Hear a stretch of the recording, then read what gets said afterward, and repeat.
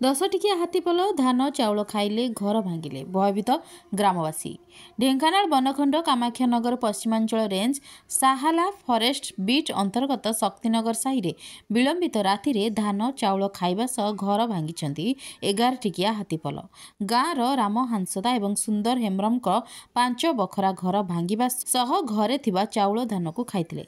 तेबे सूचना अनुसार राति प्राय 11टा समय उभयों परिवार लोके खाई पी शोइबा परे एक 11 टिकिया हाथीपल गाँ भितर पशि उत्पात करथिले। प्रथमे सुंदर हेम्ब्रम घर भांगिबा सह घरे थिबा आसबाबपत्र गुड़िक नष्ट करथिले एवं घरे थिबा 8 बस्ता धान 3 बस्ता चाउल खाई देथिले।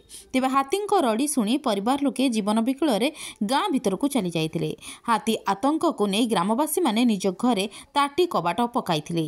हाथीपल वर्तमान ग्राम निकटरे जंगल रे थिबारु भयभीत अवस्था ग्रामवासी अछंती। तेबे तुरंत वन विभाग पक्षरु हाथी उपद्रव रे क्षतिग्रस्त परिवार लोकंकु सरकारी सहायता जोगाई देबा सह अंचलरु हाथी घोड़ाइबा पई ग्रामवासी दाबी करछंती। कामाक्षानगरु प्रकाश कुमार पात्रंक रिपोर्ट, स्टार ओडिशा न्यूज।